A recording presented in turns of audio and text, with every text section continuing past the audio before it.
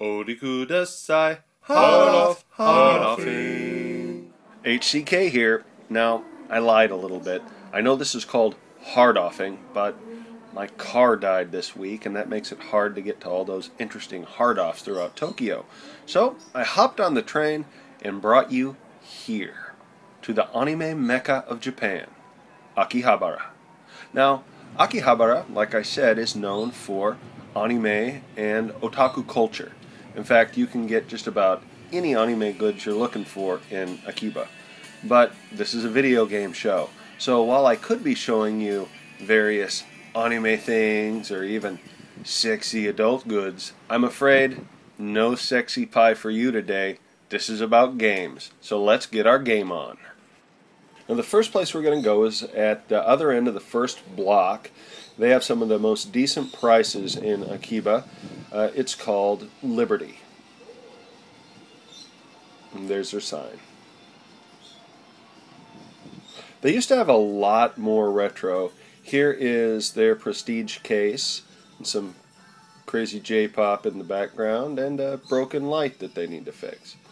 They have PC Engine games. You can see Kazekiri in there, 32X games, Virtual Fighter. Sorry about the light reflections. It plays heck with an iPhone camera. It's Dracula X for the Super Famicom, Slam Dunk, Battle Garagara, and some of the more expensive Mega Drive games, and some Neo Geo carts.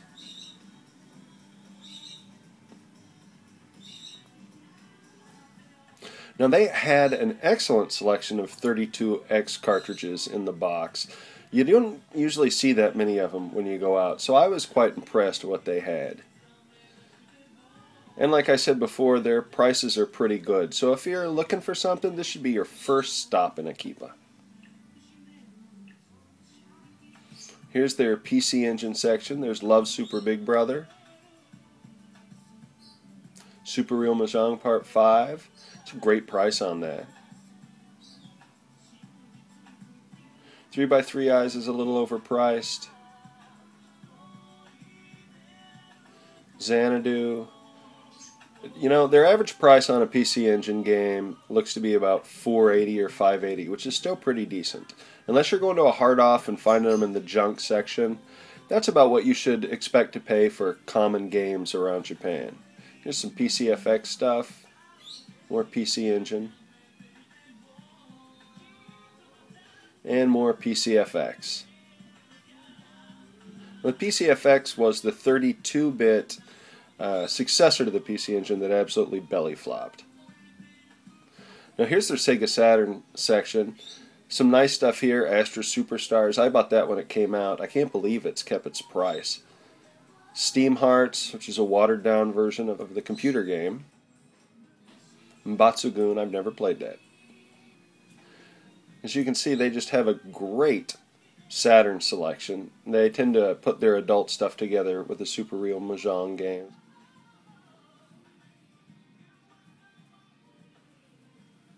And Bubble Symphony. My girlfriend's a Bubble Bobble fan. I should pick that up. Just a great store. Selection changes all the time, so check back early, check back often.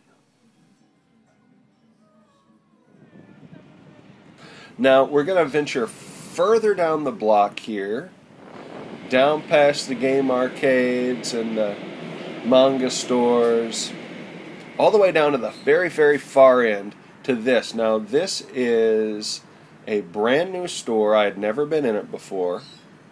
You can see there it is, and there's a massage by it. We're not going in there. This is Game Friends. And this store has the absolute most new copies of retro games I've ever seen. Just tons of new. You can see those red circle stickers. Those all say new. Just tons of stuff, and for just so many different systems.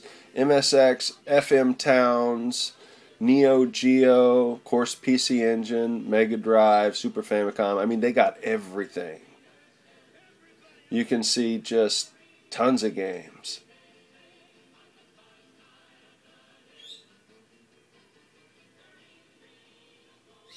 Now here's some of their 3DO games. Now if you can see the prices there, they're high here. I mean, they're high enough that I wasn't really interested in buying anything. They had some neat stuff to look at, but I couldn't see paying what they were asking for anything that they had. Well, I take that back. There was one thing. Ooh, Fireball. That wasn't it.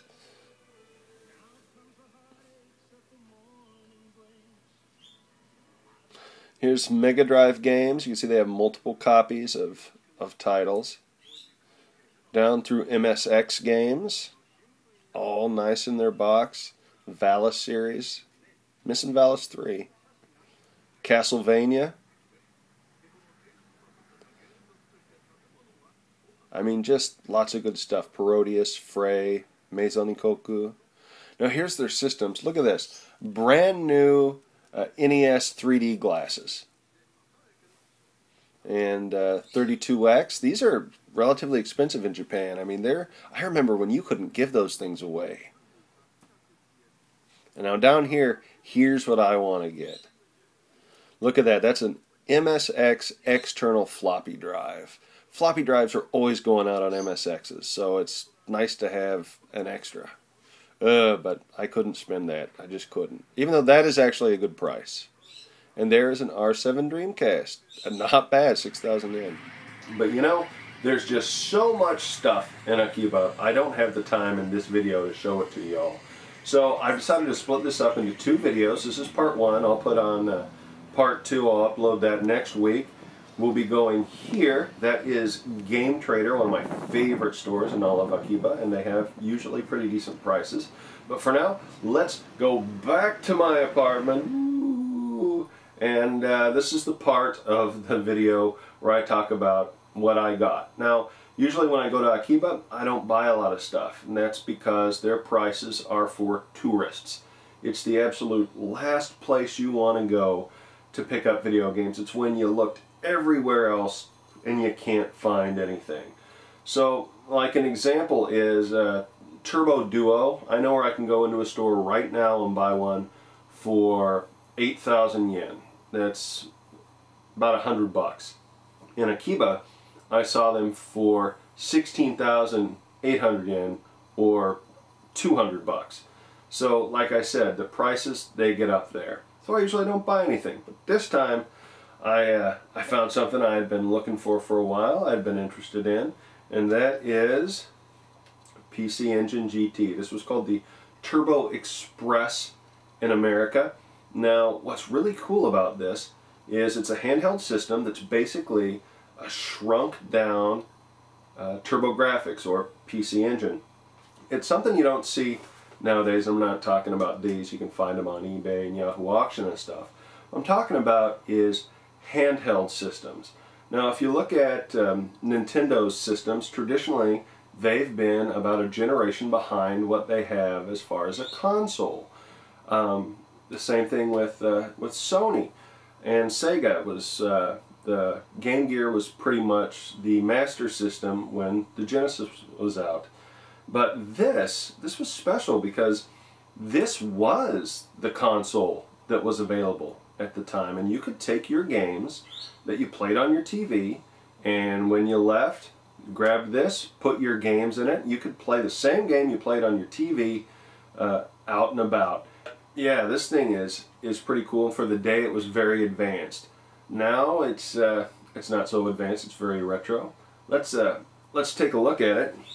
So this is the PC GT. As you can see, it's got 1 and 2 buttons as well as a D-pad. This is for rapid fire, for the 1 and 2 buttons labeled appropriately. A lot of PC Engine shooters, rapid fire is going to help you out a lot, and it's cool that it came standard on this as well as on PC Engine controllers. And the select and run button. So this is basically here just like a PC Engine standard controller would be on the console version. The speaker is here. Here it has a COM port so you can link systems. Over here you have your brightness for the screen, volume, an earphone jack, and this is for the external power supply. But additionally, the thing runs, it's a portable, so it runs on 6 AA batteries. That doesn't last long. Lasts longer than a Sega Nomad, but not that long. That's why they made a car adapter for it for long journeys. Here you can see this is where hue cards go into, the same hue cards you play on a PC Engine. And here is where the TV tuner would go into it. You could pick up broadcast TV and watch it, because it does have a full color screen, and it is a absolutely beautiful screen. This is a modern marvel of video game engineering. So let's take a look at what the games look like on this thing. Now, if you'll notice, it has a super reflective screen. You can see the camera and me back there. Hey. And a common problem in the PC GT is that the capacitors go dry that control the sound, and that's what's happened in this. So you don't get a lot of sound coming through the speaker. Now, those capacitors can be replaced, and you can find info online on how to do that. If you're not very good with a soldering gun, you can find someone to do it for you.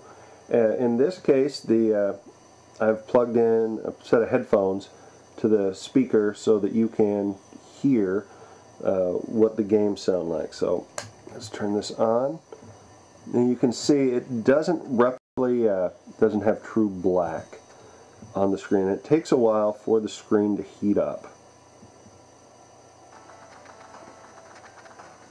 Do do do do do do do do do do do do do do do. There's a little something happening. Yeah, there we go.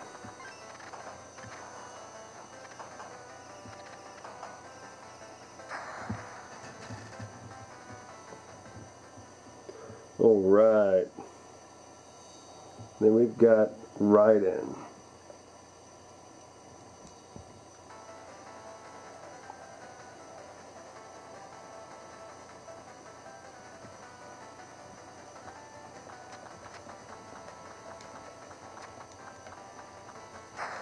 Oh, it's almost impossible to play this looking through a viewfinder on a camera, I'll tell you. But you can see it God, I died again. It reproduces the PC Engine game absolutely perfectly.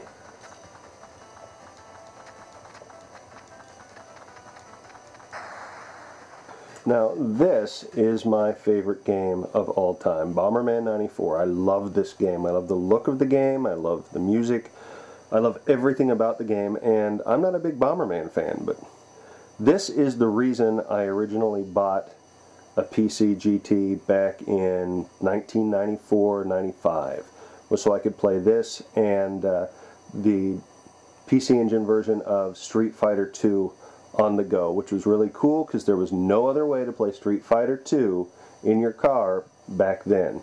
So I was pretty styling for the 90s. So this is how the games go in, just like that. Clicks in. Turn it on. And wait.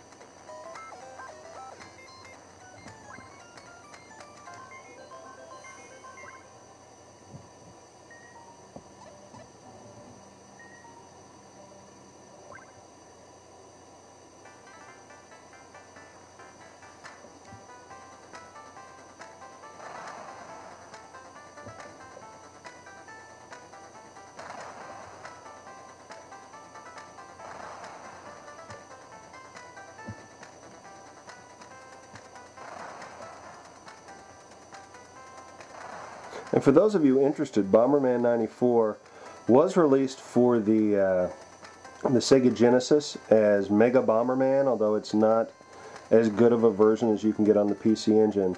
Plus, if you have a Wii, it was released on the Virtual Console. Oh, and PlayStation Network as well.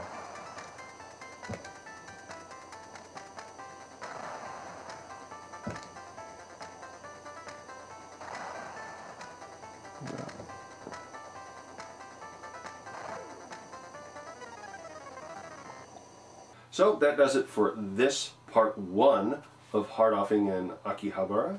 If you want to see what else I found, and I got some more stuff, I'll show you that next week when I post part 2. I'm HCK, thanks for watching.